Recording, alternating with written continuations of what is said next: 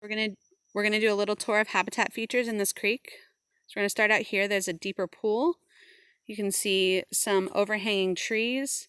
At higher flow, sometimes some of this vegetation is emergent vegetation. You can also see the roots overhanging. A lot of this is about thinking like a fish, thinking about what habitat's going to help a fish. So you can see here that the substrate in this creek is primarily gravel with some sand. There are some cobbles as well. Over here we can see a cut bank.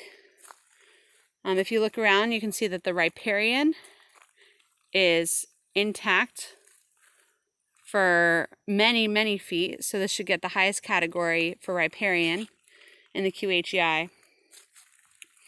As we keep walking,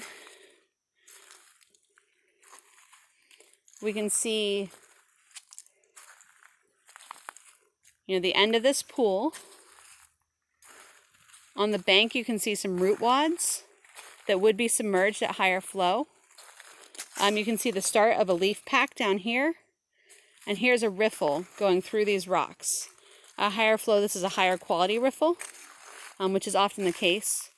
You can see in front of me on this tree, you can see leaf packs and roots. And then along this bank, you can see more root wads that all serve as habitat for fish and aquatic macroinvertebrates.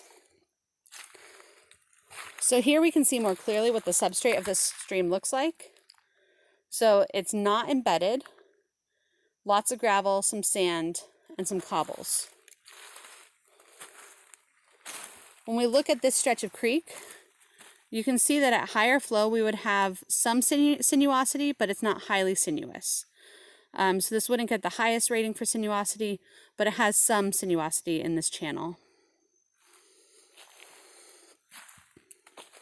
As we keep walking, we have here another little pool. If you look closely, you can see some fish swimming in it.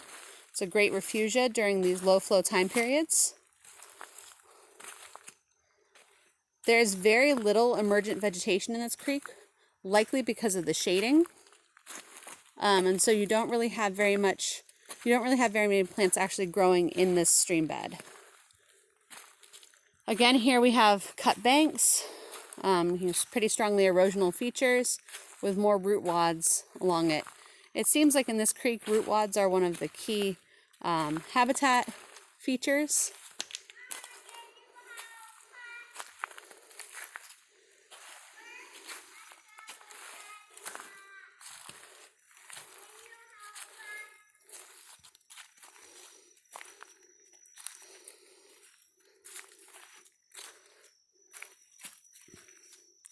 You can see down in here, you can see these sticks in the creek. These also serve as habitat. We usually find a lot of crawdads in this area. And you can see again where more leaf packs would form. So your job now is to go to the creek and look for some of these same habitat features in the creeks near you. You may find these same ones, or you may find some additional other ones.